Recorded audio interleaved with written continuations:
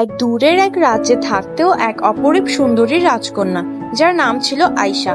তার ছিল বরফ আর তুষারের জাদু। সে বানাতে পারত ঝলমলে তুষার ফুল আর বরফের ভাস্কর্য।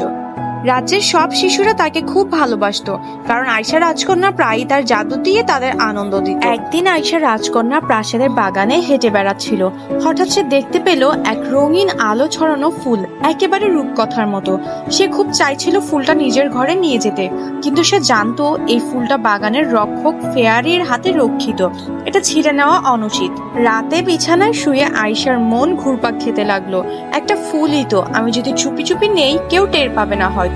ঠিক তখনই তার প্রিয় জাদু পাখি স্নো হক তার পাশে এসে বসলো। সে আয়শার চোখের দিকে তাকিয়ে যেন বলল, রাজকন্যা, কি ভাবছো তুমি? আয়শা সব খুলে বলল।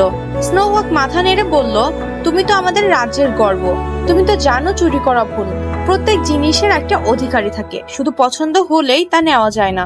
আয়শা খুব লজ্জিত হলো। সে পরের দিন সকালে ফেয়ারির কাছে গিয়ে দুঃখ প্রকাশ করলো। সে বলল, আমি বুঝেছি আমার ভুল, আর কখনো করব না। সে নিজের বানানো বরফের ফুল উপহার দিল এবং ক্ষমা চাইল। ফেয়ারি আয়শার সততা সাহসিকতা দেখে খুশি হলো।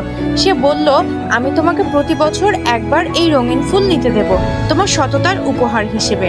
তারপর থেকে আয়শা আর কখনো কারো জিনিস না জিজ্ঞেস করে নেয়নি। সে নিজের সততার পথে চলতো এবং সকল শিশুকে শেখাতো। গল্পের শিক্ষা: সততা হলো আসল জাদু। এটা সোনা বা রত্নের থেকেও অনেক বেশি দামি। রাজকন্যা আয়শার মতো আমরাও যদি সত্যবাদী হই, তাহলেই আমাদের হৃদয় আর চারপাশ আলোকিত হবে। ছোট্ট বন্ধুরা, তোমরা কি প্রতিজ্ঞা করতে পারো যে কখনো অন্যের জিনিস চুরি করবে না?